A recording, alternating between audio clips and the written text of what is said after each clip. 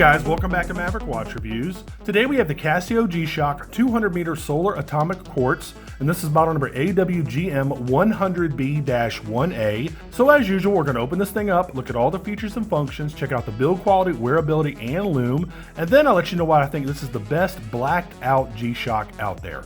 Also, make sure you check out my Amazon shopping channel for all of my favorite watches that I reviewed on this channel, and be sure to visit my Teespring merch store and pick yourself up a t-shirt or a mug. Both of those links will be in the description field for you. So here you go, typical outer watch box from G-Shock. Now you do get one extra piece of literature because this is an atomic model. You get using atomic timekeeping. It basically explains to you the best ways to get your reception. You have a quick troubleshooting guide right there. So if the watch is not working for some reason, this will tell you how to get it back up and running. And then of course you have the module 5230 manual written in multiple different languages. There is that stuff. You're familiar with these G-Shock tins by now, I'm assuming. You've probably seen these tins a million times on a million different watch review channels. Let's open this up. You got your warranty card right there. Got a little piece of foam right there. Let's pull the watch out. And we'll go ahead and put up the specs on the left-hand side of the screen, and then I'm going to tell you why I think this is the best blacked out G-Shock out there. I'm going to wrap this thing. I'll go ahead and show you the tag real quick too. Let me get all this junk out of the way here. All right. Here is the tag. Now this retails for about $150, but as you're going to find out later in the review, you can get it for much, much, much cheaper. There you go. All right.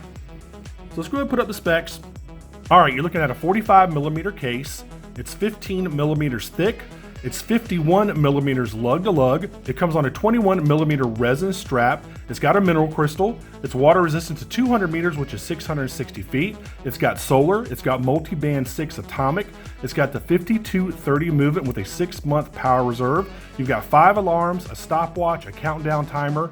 The case back is a 4-screw stainless steel case back. It doesn't have a crown, but it's got 4 pushers. Of course, it's not windable, but it is hackable. You've got Neo Bright on the hands, and you've got an auto LED for the rest of the dial. The bezel is a black IP-coated stainless steel, and it is a Japan movement encased in China.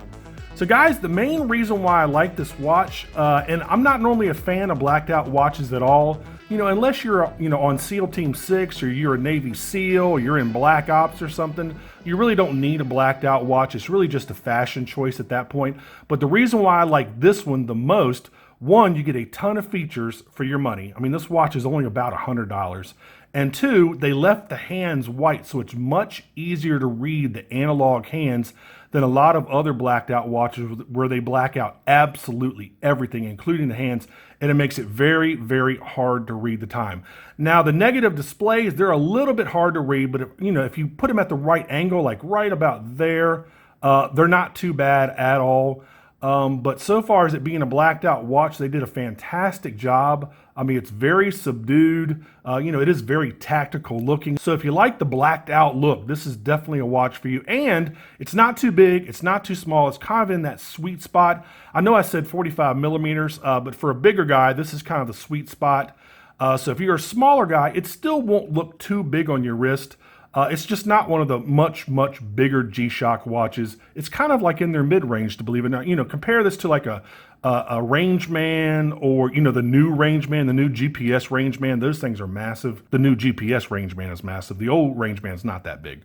But, it's much bigger than this, but, not as big as the new GPS Rangeman. Anyway, so, that's why I like this watch. You've got the IP-coated stainless steel bezel. I'm surprised they didn't IP-coat the buttons as well. I thought they would have probably done that, but not a big deal. You just get a ton of features with this watch for your money, man. That's why I really do think it's possibly the best blacked out G-Shock out there. Let me go ahead and show you the case back here, and then we'll talk more about the dial. So basically you have your laser etched case back. You got 4 screws. It's a multi-band 6, tough solar, yada, yada, yada. You got a Japan movement. Looks like it's cased in China, like I told you before.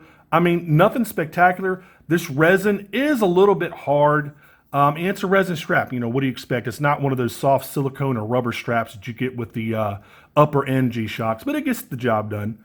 I just think it's a really, nice looking watch, very easy to read. Let's look at the rest of the strap here. Of course, you got your buckle right there. You got your one movable keeper, which I like. It looks like you have, these are basically your accordions. So this will make the watch stretch just a little bit. It's not really a dive watch, but these will stretch out just a tad if you're trying to put this over a wetsuit. You know, if you're going diving, this will definitely work. But you might want to get like an actual dive watch with an actual dive watch strap. I mean, like I said, this is really more for looks as opposed to some of the other divers from G-Shock where the accordions are actually meant for a purpose, you know, meant to fit over a wetsuit. But anyway, you can take this thing diving. I mean, it's 200 meters water resistant, so you can definitely take it diving. So let's take a look at the dial a little bit more. Again, you've got the real prominent white hands.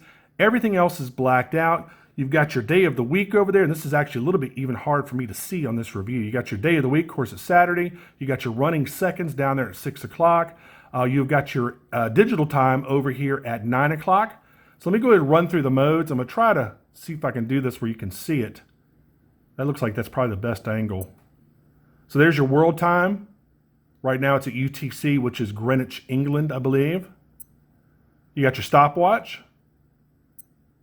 You got your timer, which is up to 100 minutes.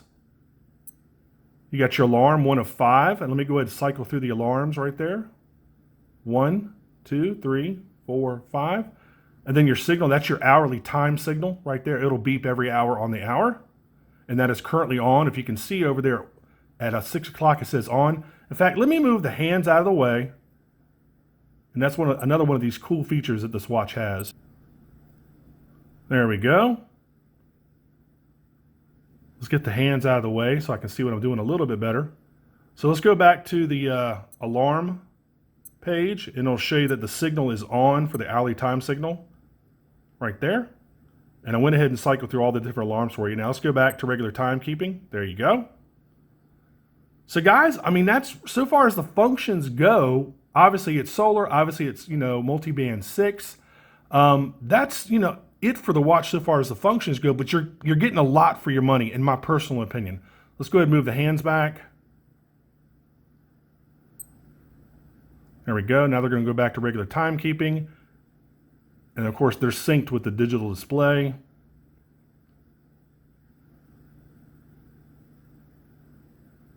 There we go.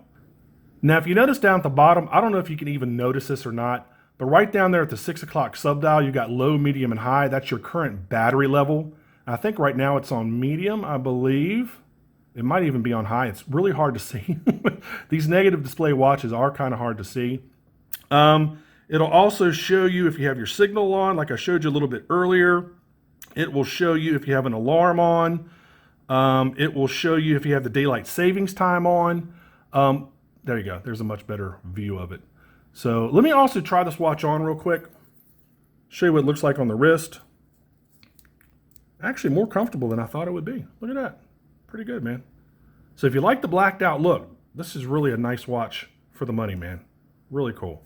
All right, let me go ahead and show you the auto LED light, which I think it's 40 degrees. If you tilt the watch 40 degrees, that's when it comes on. So let me go ahead and kill the studio light. Let's kill the monitor. And before I do that, let me zap it. Now just the tip, just the tip of the hands are loomed. Nothing else is loomed. There you go. You got your tipped minute and hour hand. Well, there's a light. It automatically came on.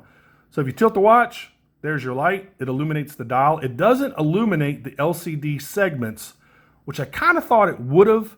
It would have been really cool if they put like a red backlight back there. That's kind of like your tactical color. But this just lets you see the time, the analog time. So there you go. Pretty cool, man. All right, let's cut everything back on. And this review is a little bit hard to do, guys, honestly, because it's so hard to see those LCD segments. I want to make sure that I showed you everything. Oh, right above, here, let me show you this. Right above Saturday, this is when if you want to manually get the time, press the button right here. It'll say get.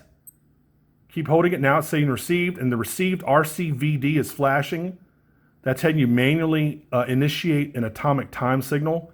It not being at night, this watch not facing west, it being indoors, this thing is not going to get the signal. But I think it takes up to maybe 2 minutes for it to do it. Normally these watches will sync around between like 12 and 12:15 every night. It's going to try a few times, and when it's successful the first time, that's when it stops trying to receive the signal. But it'll probably say ERR here in just a second for error. There it goes. Look at that, right on time. So of course it's not able to get the signal. And actually I'm going to have to take the watch off camera for just a second to see if I missed anything to tell you all about, man. This display is really, really hard to see. I mean, that's the point. It's blacked out, but it's kind of hard to see. So I did notice that you do have kind of like a chrome background around the indexes, which I wouldn't have expected, seeing as this is a blacked out watch and it's meant to be have that tactical look to it. So I'm kind of surprised that they have a real chromed out look to them. And also the bezel, really nice. I mean, this watch has got a little bit of weight to it. You can definitely tell that's a stainless steel bezel. It's got a little bit of weight to it. What else I want to tell you about this watch? Guys, that's really about it, man. Anyway, if you want to get one of these, head on over to Amazon. They're currently $98. I'll make sure to put that link in the description field for you. If you like this blacked out look, man, you can't get much better than this watch. I mean, for the money, you're getting a ton of features. It's definitely got the look. The hands are not blacked out, so it's much easier to read than a lot of other blacked out models, even from G-Shock. So go out there and get one. Again, $100 over on Amazon. And again, I'll put that link in the description field for you. And as always, make sure you like and subscribe and click that notification bell. And thanks for watching, guys. I'll see you on the next review. I got a ton of cool stuff coming up, so make sure you stay tuned. Take care. Bye-bye.